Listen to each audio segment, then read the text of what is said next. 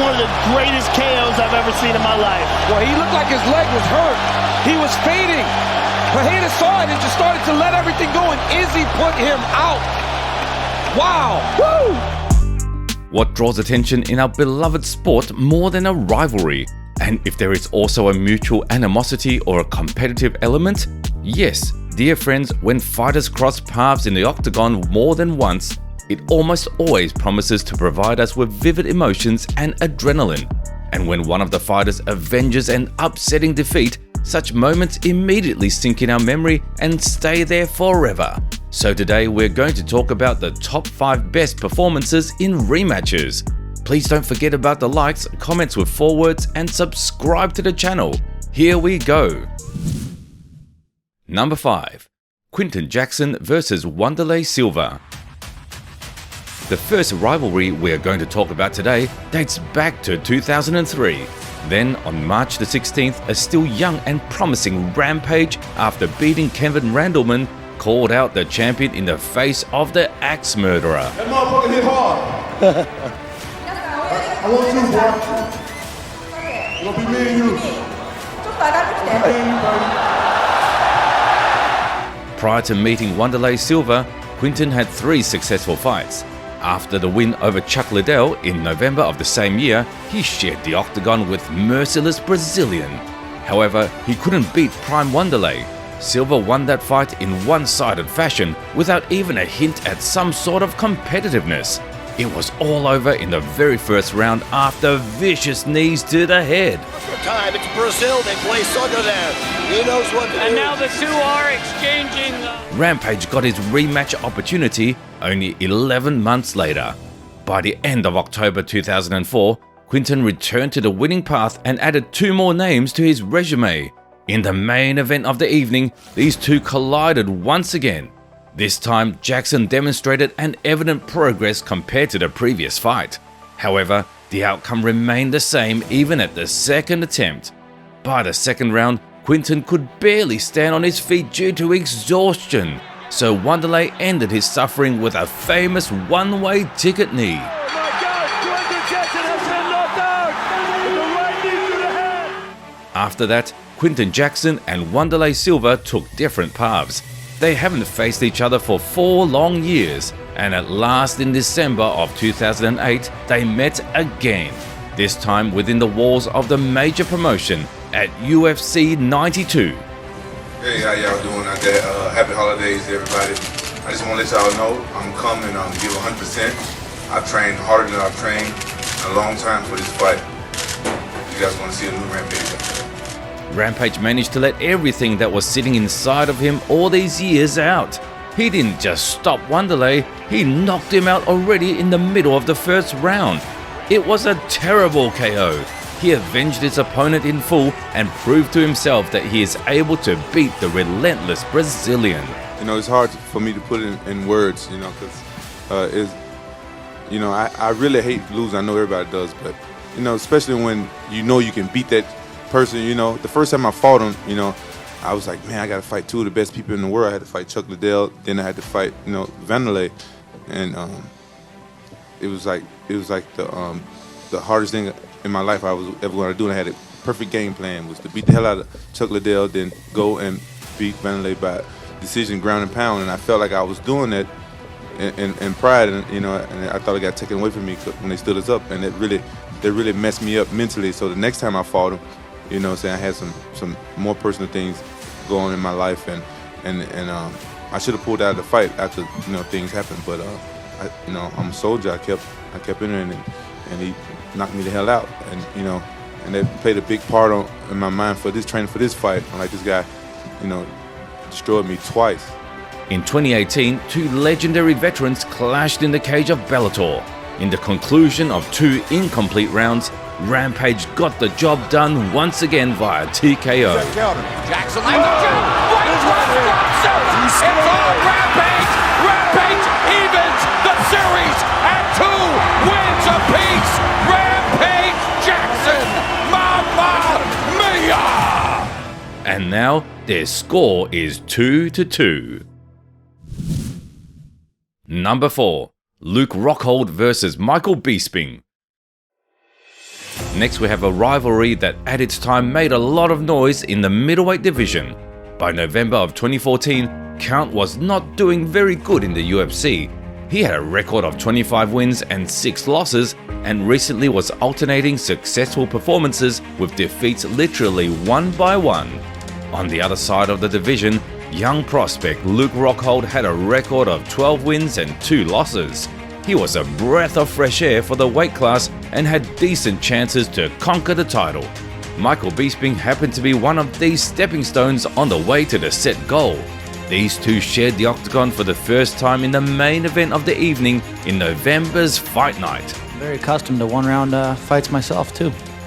10 of those have finished in the first round, and this will be my 11th. Well, I have 15 first-round finishes compared to your 10, just for the record there, Lukey boy. And I'll make it 16 just to use your line. As you know, the first meeting between Michael Bisping and Luke Rockhold mostly matched the expectations of the majority of people. The young pro already in the beginning of the second round via vicious guillotine. Better man won tonight, and congratulations to him. All the best. I still love what I do. Still love this. You know, I'm a fighter. I was born a fighter. I'll always be a fighter. And while there's a pulse and a beat in my heart, I'll still fight. I love doing this. After that, they went the opposite ways for 19 months. By that moment, Luke Rockhold earned 2 more victories and finally became the UFC middleweight champion. The Count was also busy and added 3 decision wins to his resume. By June of 2016, it was planned to organize a rematch between Luke Rockhold and Chris Weidman for the title, but the latter got suddenly injured, and as you know, Bisping accepted the fight on short notice at the 199th event. Listen, Luke's an incredibly tough guy. I know he is, you know, and I know he has a victory over me, but every fight is different. He ain't Superman, you know, he's just a human being, and when he's led on the floor and he's looking up at me and he's all dazed, he's going, shit, that guy just walked in on 2 weeks' notice and took my belt.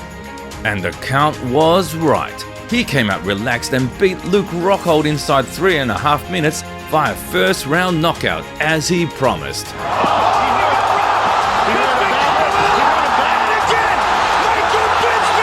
my goodness.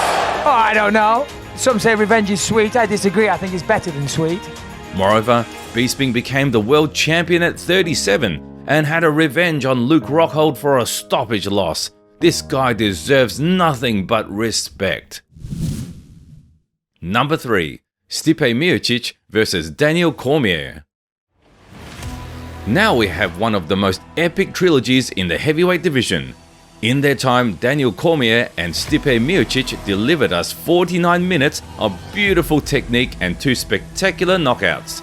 But first things first.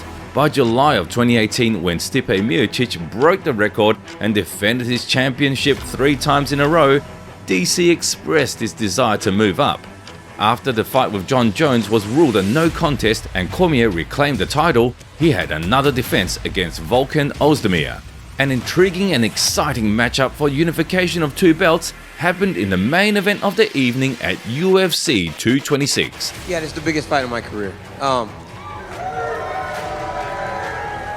I'm fighting the most successful UFC heavyweight champion of all time, the baddest man on the planet. So nothing I've done to this point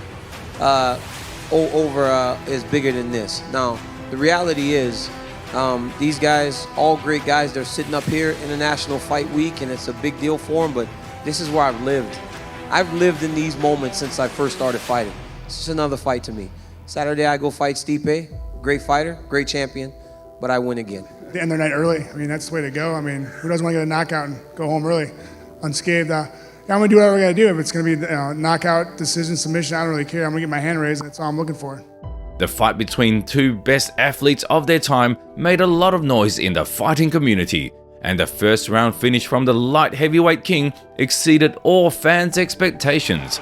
With half a minute left in the round, Daniel Cormier stopped Stipe Miocic from the clinch and became the double champion of the world's best league. Oh, it sucks. Losing is not fun. I mean, losing is not fun at all. I mean, it sucks. But, you know, in perspective, I look at it, I'm going home right now, my beautiful wife, is having my child. Better things in life than losing. You know, it sucks. You know, I want to come back, get a rematch, of course. But listen, right now, it's DC's day. Good for him. Miocic got his opportunity in August of 2019. At that moment, the undisputed champion had one defense against Derek Lewis, and a rematch between the guys took place in the main event of UFC 241. So what's gonna happen? I'm not gonna sit there and be like, no, I don't care. And the rematch lasted more than 3 rounds and ended closer to the end of the 4th. This time, Stipe Miocic made necessary adjustments and stopped Daniel Cormier via knockout. Miocic is getting the belt back. Curious what you make of that new belt compared to the one you had before. Belt's the belt, man. I'm champ again, so all I care about.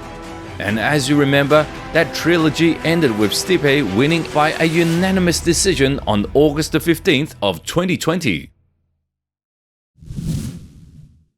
Number 2. Dustin Poirier versus Conor McGregor. In the second place, we have a rivalry that flowed from the featherweight division to lightweight. The notorious Irishman and Diamond from Louisiana shared the octagon for the first time on September the 27th of 2014. Back then, both prospects had an almost identical record, 15-2 for Conor and 16-3 for Dustin. That fight took place on the main card of UFC 178 and identified who is going to break into the top 10. Conor's a good athlete. He's quick, he's a good counterpuncher, but he has a lack of experience of fighting real fighters like myself. And you know that's going to be on full display September 27th. I'm prepared and I'm ready, man. And he's never faced anybody like me. I perform on a different frequency than he's used to. His weakness is obviously his chin. You know, look, don't get me wrong. I like the kid. He's a quiet little hillbilly from the back ass of nowhere. You know, I've nothing against the guy. You know what I mean? I'm sure he grew up in a circus or a fair. You know, he's a nice little kid. So Cletus, or you know, his cousin's probably named Cletus or something. I don't know. He's a nice kid, but his chin is going to be cracked, and it's going to be cracked early. As history taught us, young and inexperienced Dustin Poirier couldn't handle the psychological onslaught of the Irishman. He took this fight too much to heart. That's why he entered the octagon being as unfocused as never before. In the end, it led to a devastating knockout closer to the 2nd minute of the 1st round. But time passed. Dustin continued to work hard and get better.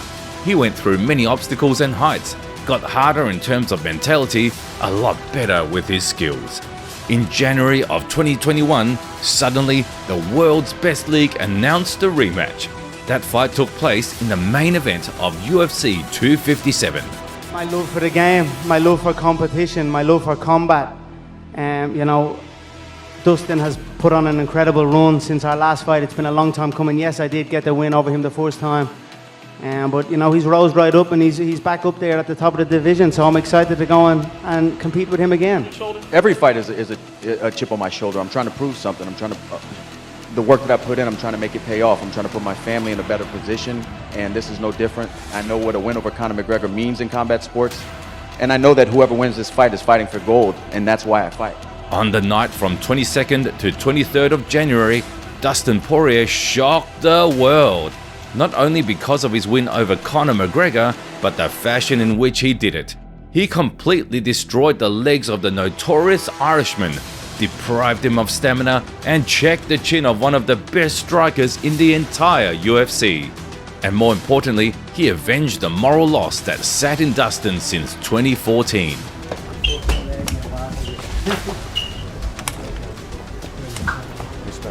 Even though Poirier was written off by everybody, he never gave up and hung his head down in his journey. He answered each and everybody with a clear pattern. Working ethic and hard labor always dictates the rules. Eventually, he won the trilogy against an impudent Irishman and went down in history as the first man that managed to knock McGregor out. Number 1. Israel Adesanya versus Alex Pereira.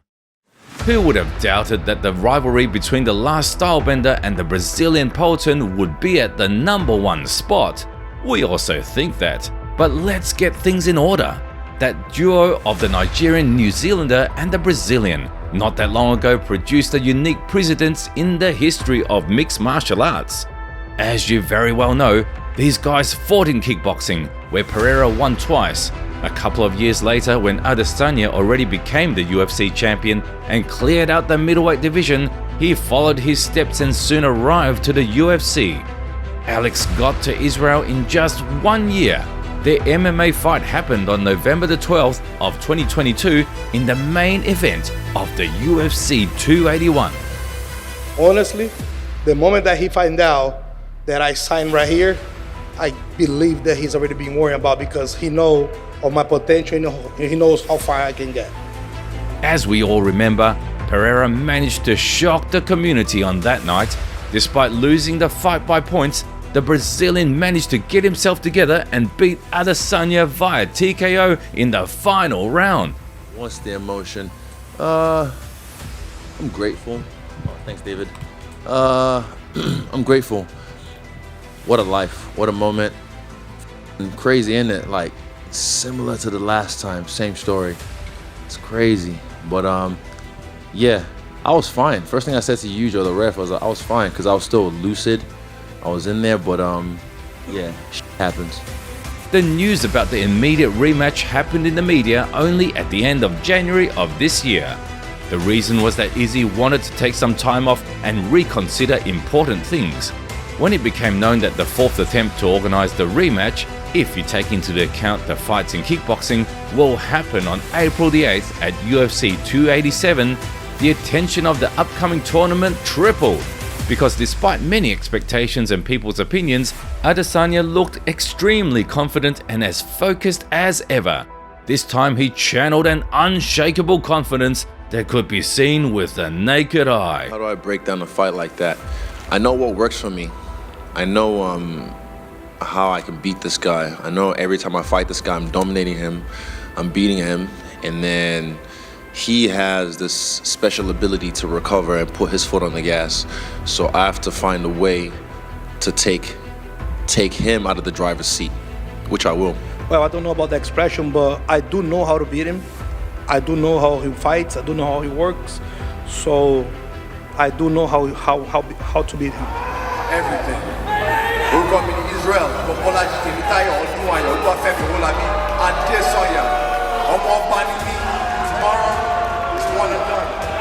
The last stylebender, ladies and gentlemen. In the end, the last stylebender did to Poulton what he was dreaming of for the last couple of years and what nobody else could. In just 2 incomplete rounds, he knocked the Brazilian out cold. He immobilized and froze Alex Pereira like Elsa in a vivid and, most importantly, spectacular fashion. I remember, so the first time he knocked me out in Brazil, his son came into the ring and then started to just lie dead next to me. And I'm like, I'll whoop your ass if your dad don't do it for you. But then, yeah, I looked for his kid and I pointed at him and I saw him and I was like, hey. Just to remind him, I saw him backstage, we're cool. He's a great champion, he's a warrior. He is his story, bro. I mean that.